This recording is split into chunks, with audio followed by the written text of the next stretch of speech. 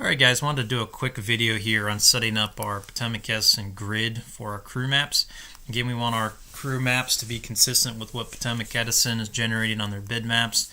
Crews are typically used to looking at those maps, and generally speaking the scales work with what we're doing with our parcel labeling, etc. In some cases, two exceptions come to mind. Number one exception is subtransmission lines.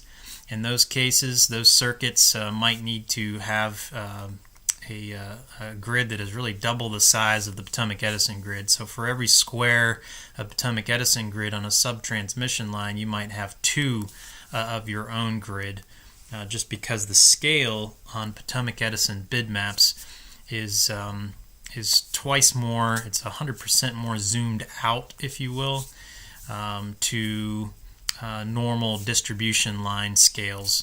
And when we're trying to show parcels on those zoomed out maps, the parcels are too small to show properly. So in those cases, you might have to make two grid squares for every single Potomac Edison grid square. Again, subtransmission. The other case is in town lines. Sometimes you're going to need to zoom in and have two maps where one is shown on Potomac Edison because of very high parcel density. All of the cases, though, I found that the Potomac Edison scale generally works. So let's go ahead and get into that.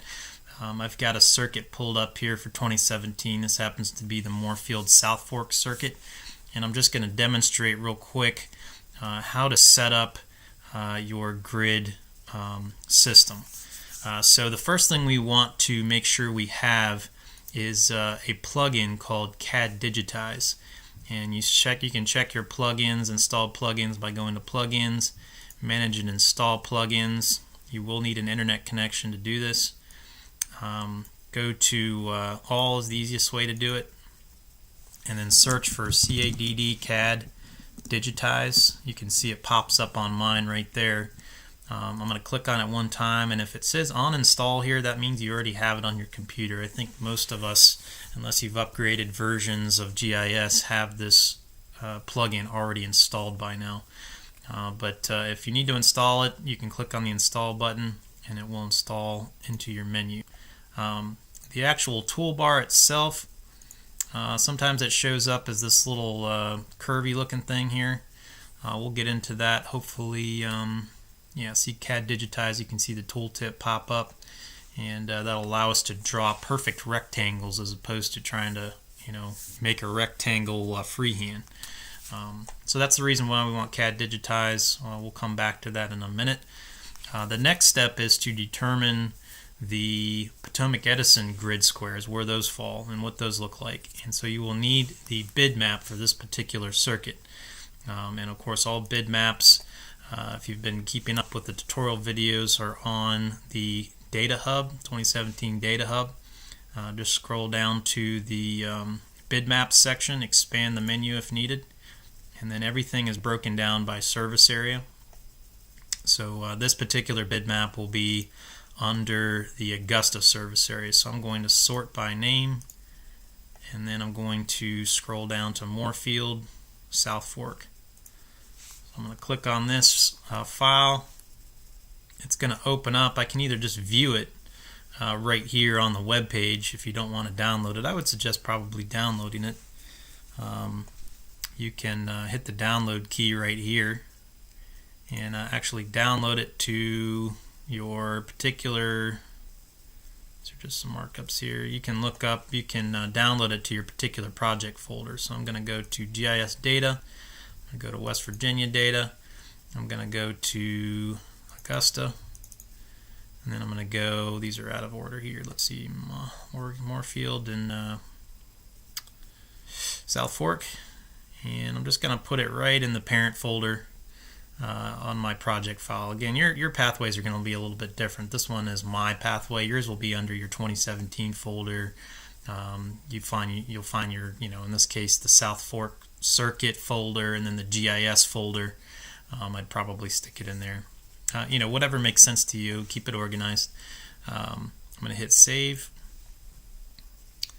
It's going to save it there, and then I'm going to do as you would do and go to my actual file This one's going to be, again, this pathway is a little bit different. My setup's a little different on this computer than yours will be.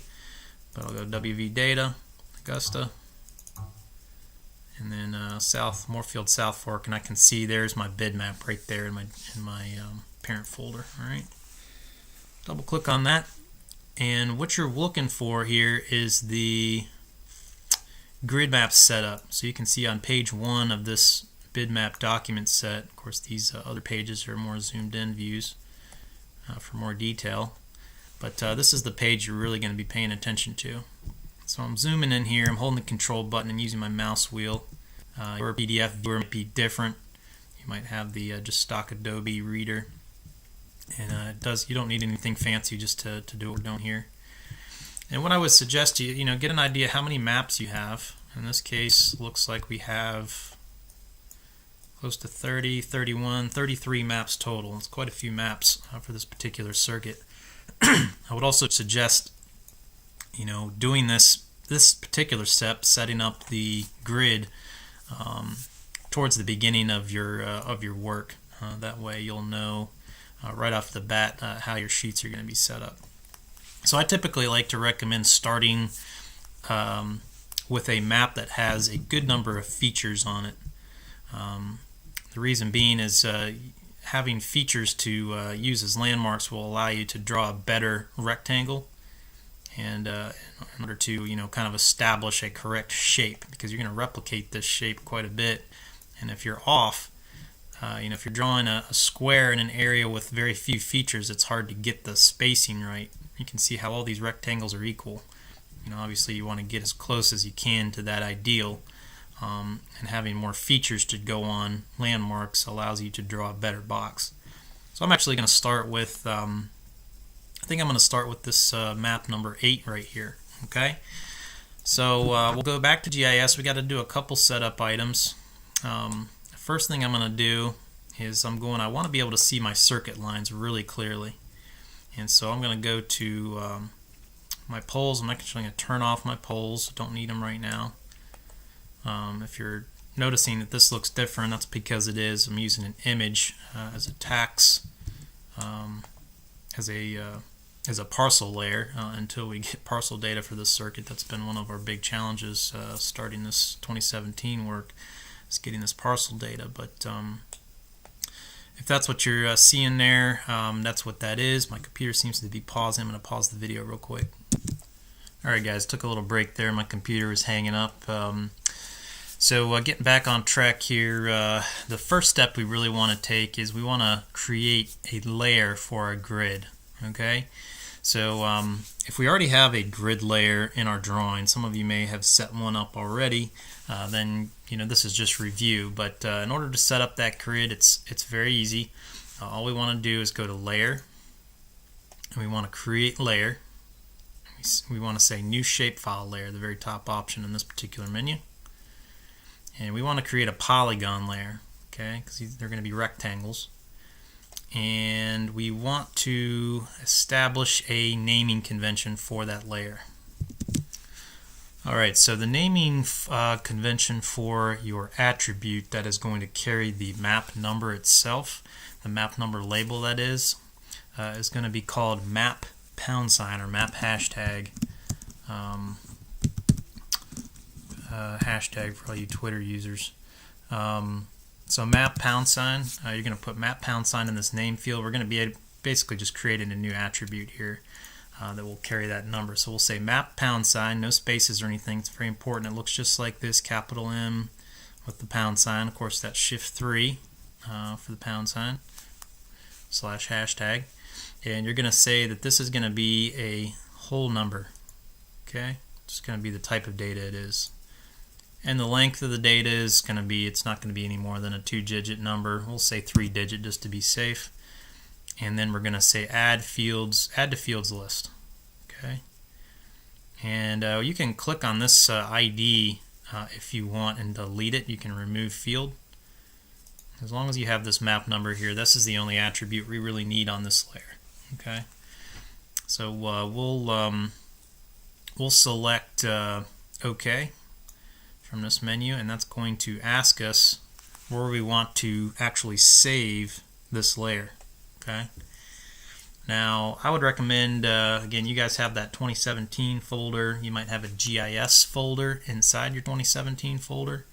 You can save it inside your parent GIS folder, or just in your 2017 parent folder, whatever makes sense to you. I would recommend having a GIS folder under 2017 and putting it in that parent folder. Of course, then you're going to also have your projects folder and the GIS folders and the projects folder. That's a little bit different. This is going to be a layer that you use for several different circuits throughout the year. You can use the same layer, just draw different grids for those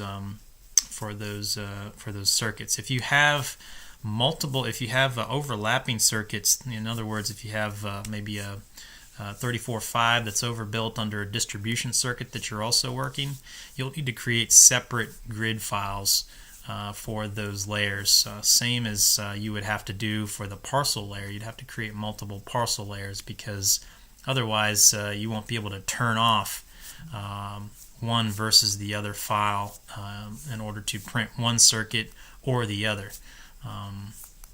So if you have that situation, you might need to create a duplicate grid file, maybe a grid, map grid 2 or something.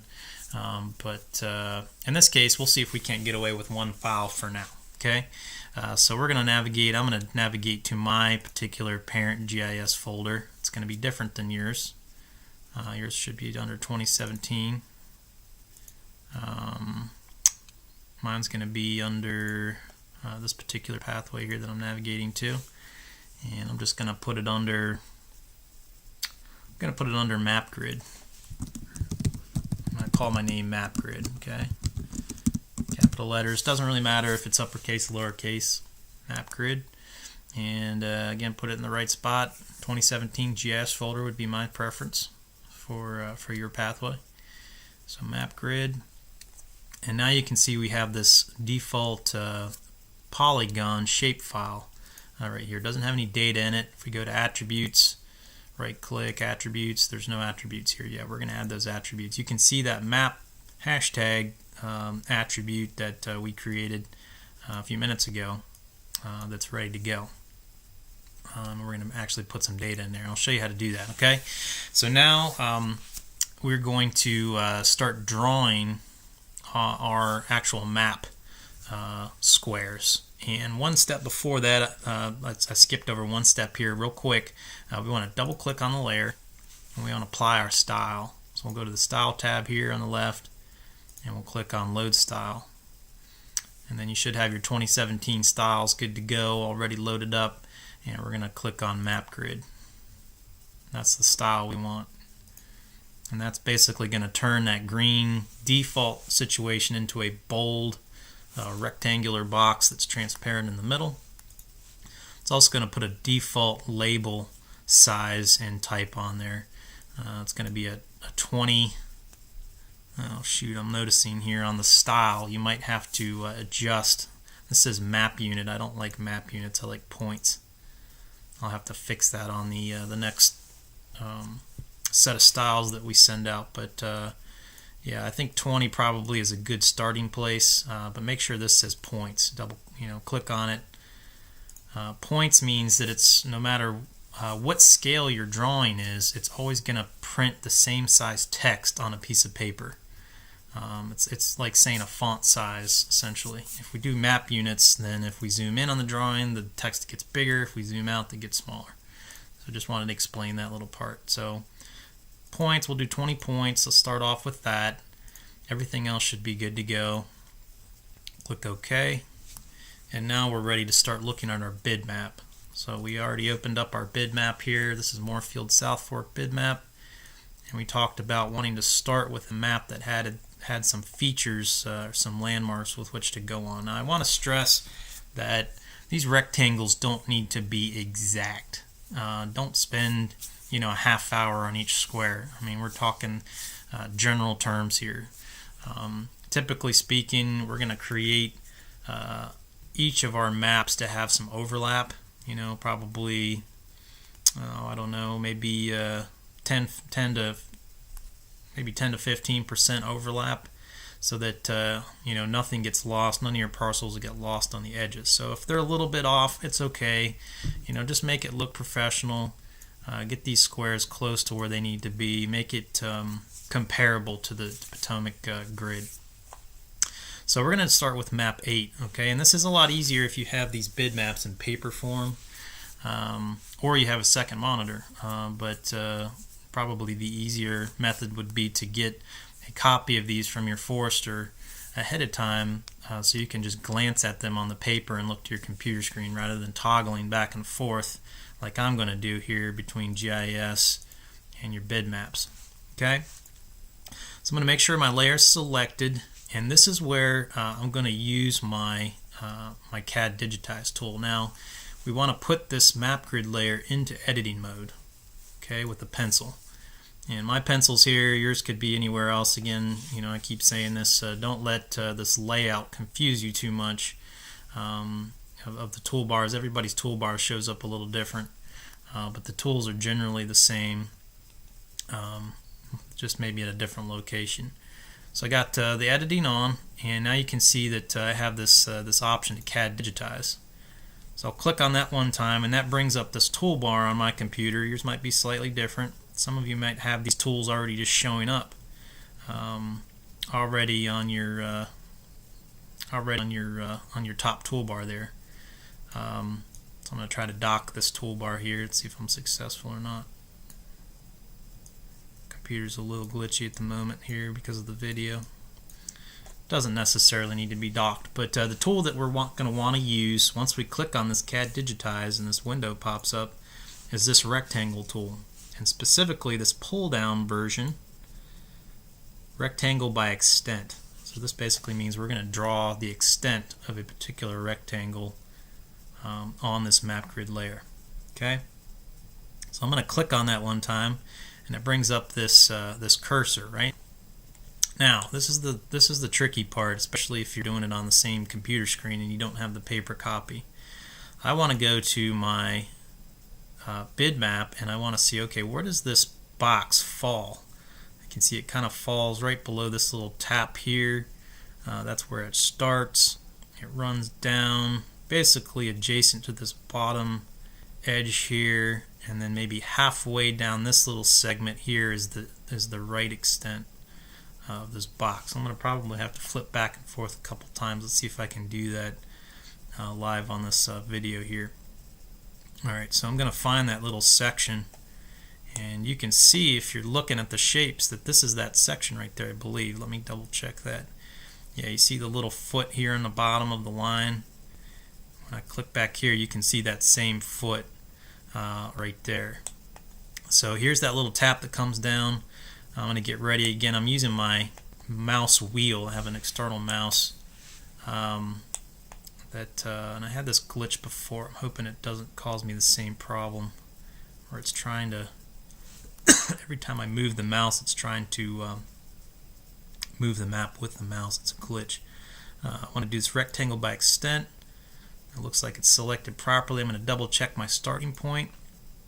It's just below that map. That little tap right here. So I'm going to click right there on my map, and then I'm going to bring it down just to the left of this tap and adjacent to this foot. Let's see how good a job I can do. So I'm going to start right here. I'm going to make sure my tool's selected properly again. Don't want to screw this up. And I'm going to bring it just to the left side of this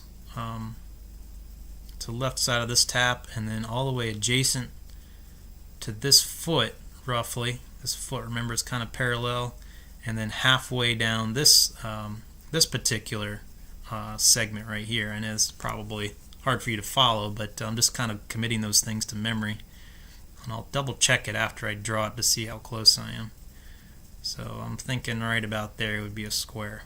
Okay, so I just click one time when I'm ready to make the square, and it's going to bring up this feature attributes box that you're used to seeing with your parcel data. There's just one attribute though, and that's map number. And if you remember from the bid maps, this is map number 8. So I'm just going to type in an 8 right there, and I'm going to click OK. Alright, and look at that. All of a sudden I have a square. It says 8. It shows up automatically Again, we might need to adjust these numbers so that they show up when it comes time to print your key map, your overall map. You need to make sure that these numbers show up properly. But for now, we're in good shape. We have this grid layer at the top of our drawing. That's a good place for it. Otherwise, it'll be covered up by other information, and could potentially cause us some issues. So we're in good shape so far. Let's confirm and just see how we did on this grid. Here comes the. I'm going to kind of toggle back and forth. Check the top extent of it. Yeah, that's a pretty good square right there, I think. All right. So once you got your first one, the other ones are a little bit easier because you have these references. That's why it's important to get your first one pretty close. So my next one on top of that, I'm going to do the map just to the north of map 8. That's going to be map 5, and it basically runs up. It's going to be the same size as map 8 roughly, but it's going to run up and be adjacent really with the top of this tap here, and then run east to the end of this little segment here. It's a little bit hard to see it, but I have a pretty good idea of where that is. So I'm going to go back to, I'm going to make sure my map grid is still selected. I'm going to select rectangle by extent again from the drop down, and I'm going to make it close. I'm going to try to zoom in a little bit so that I can see what I'm doing. Again, I'm using my mouse wheel to do that, and I'm going to make it line up with the corner. Alright, so it just looks polished. And remember, my it basically runs to be parallel with the top of this tap here in the feeder. There's a line, I guess you'd call it, and then runs to see how I'm lining it up with the corner there. And I could zoom out with my wheel one time just to make sure it looks about the same as the one below it, and it roughly does. And this is going to be map 5 if you remember, and it shows up as 5. So I'm going to zoom out in time, make sure that looks normal. Kind of looks like my 5 is a little smaller than my 8. Can you see that? It's a little bit shorter. The height is not quite as high. So I'm going to double check my my bid map, and it looks like I roughly drew it correctly. It's possible that my 8 is a little bit large. Yeah, I think my 8 is a little bit large, but again, it's approximate. If we do need to redraw a segment, in fact, I'm going to redraw this 8 just for demonstration purposes. Normally, I would say this would be close enough, especially if you're drawing each one. But your 8 here, if I wanted to redraw it, I could select the 8. Again, make sure you're on the current layer, and I could select this 8 using my selection tool. Mine, I like this freehand, select features by freehand from the pull down here on your selection tool. Your tool might look like this rectangle, but I like the freehand. So I click on freehand, and then I just draw a circle around intersecting a piece of this particular polygon, and it highlights it, and I just hit the delete key. Boom, and it goes away. And then I'm going to just redraw that square, no big deal. Rectangle by extent. I'm going to start here in the corner, try to line them up real nice. Click one time, and then I'm going to redraw this square. In fact, I'm going to try to line it up, properly. Don't want to make it too big. I'm going to kind of eyeball it. Again, I'm kind of eyeballing it if you haven't noticed. We're going for approximate here. Alright, so now I've got two squares in my grid. Okay, and from this point, the more squares you have, the easier it becomes. So let's take a look another look at the bid map, and I'm not going to draw all the squares here. I'm just going to maybe draw one more, and then move to the next phase of the sheet creation. Because again, this is demonstration purposes. You'll have to, of course, draw the whole grid out. It's a good job for a rainy day, or a 10-degree morning or something. Just to get this grid drawn out. It takes a little bit of time, but then once you got it, you'll use it. You'll use it quite a bit to create your actual drawings. So this is map 6. It's just to the right, to the east of map 5. We can see that extends out into space here, but if I look up, this line is parallel to the end of this tap almost, not quite. So we'll keep that in mind. Of course, it runs just to the south of this tap here, so I just want to keep those reference points in mind when I'm drawing it. I'm going to flip back just to double check that. Again, it's just to the right of 5, going back and forth. Yep, it looks good so far. So I'm going to do click on rectangle by extents. Click on my top left corner. I'm going to extend it out. And remember, it was basically roughly parallel to the end of this, to the end of that tap. And I can, while I have this tool live, I can toggle back and forth if you're using your digital bitmap, just to double check that yeah, it's not quite to the end here, but close to it. Go back to GIS. I still haven't clicked on anything, and that looks pretty good to me. That's roughly where I need it to be. So this is map 6, okay, and that's map 6. All right, so you want to save it, of course, just like you would any layer. If you need to adjust the size of the numbers, I actually kind of like this size number. I think it's not too big. It's big enough so you can see it. It's got a white background on the letter, if you can see it right around the letter itself, so it really pops. But if you need to adjust the label, you go to the the layer properties, double click on the layer, bring the layer properties up, and then go to your labels, and then you can change this figure to if we do 40. Again, you want points, not map units. You want points. Hit OK. See, that number just doubled in size, so it's really easy to do. I'm going to bump it back, double click, go to labels on the left, double click, 20, hit OK. Goes back down to the original size. Alright, so I think, I'm trying to think as I finish this video up whether I've covered it all. I believe I have. Of course, once you're done, you can take it out of edit mode. I'm going to do a separate video for actually setting up your sheets based on this grid. Probably need to do a video on the key map, and then also a video on the actual maps, the individual maps themselves. So thanks for watching, and we will see you on the next video.